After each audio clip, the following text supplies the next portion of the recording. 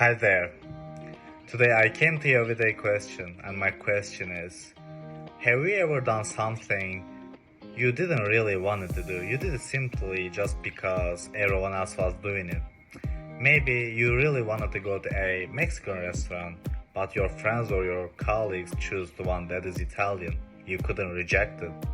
Or in a classroom, your professor asks you what the answer is, and everyone else yelled, five, five, five is on the air. Everyone says five, and you found three, and you were ashamed, you were scared of to be marked as dumb, so you never spoke up. But eventually, you found out the real answer was three, and you kicked yourself. I knew it. And it happens to everyone, it's pretty normal. It is not because you don't have your own ideas, but because your brain is trying to protect you from dying. What? Yeah, your brain is trying to survive at those moments.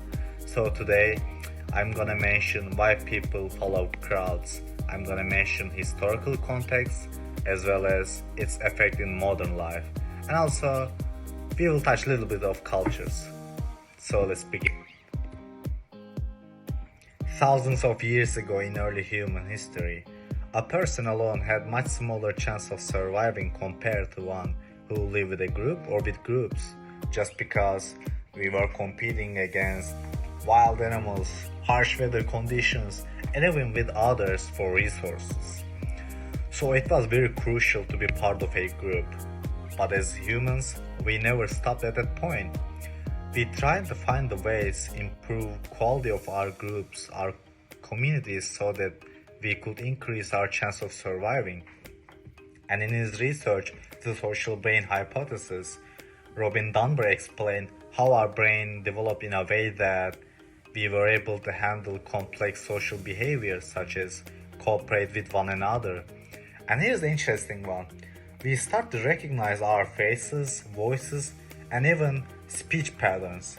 And you may think, why is it important? It is important because what if I am an intruder and if I'm trying to steal from food from your community? Or what if I'm trying to kill your leader to take control over you? So it was very important to have.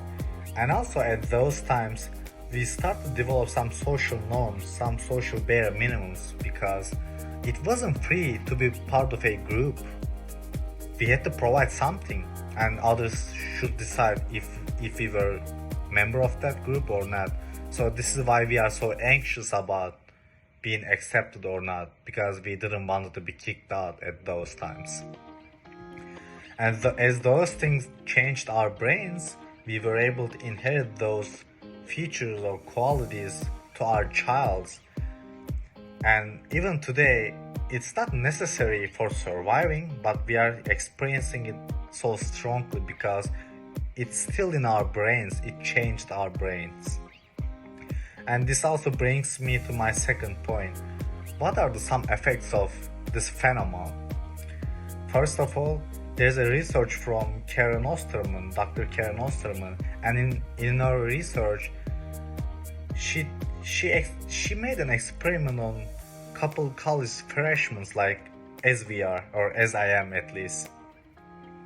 And what she saw was the more we feel belong to our colleges when we are freshmen, the more we are successful in this environment, the more higher grades we have, the more we attend in group activities such as club activities or intramural sport.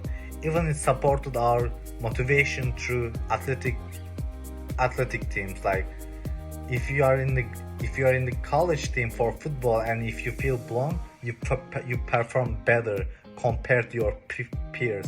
And I believe it's very important. And also I want to mention about another research which I'm really fond of it. It's from psychologist Sloman Ash, and in his research, he put couple lines next to each other to ask participants, what line is different than others? And as you can see, this is different. Like imagine these pencils as lines. This line is different than others, and it's very obvious, and it was very obvious in the research as well. And you may think, okay, it's easy, like what we are trying to do.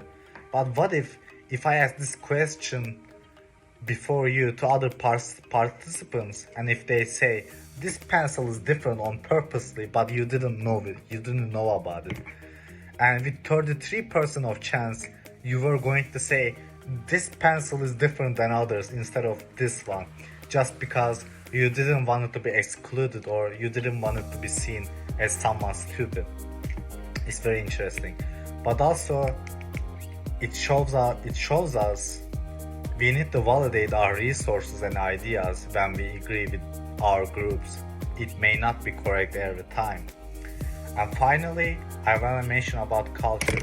We build cultures with three ways: through imitations, instructions, and cooperations. Let's take an example of a child.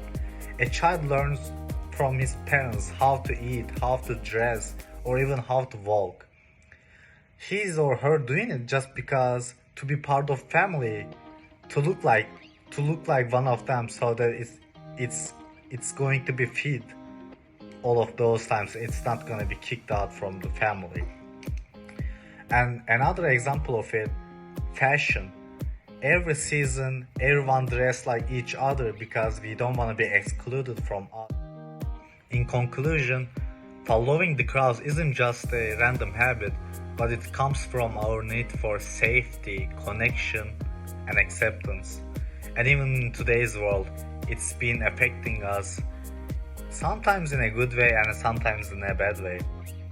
And next time, I want you to ask yourself, do you really agree to group or just are you following the crowds? Take care of yourself. Bye bye.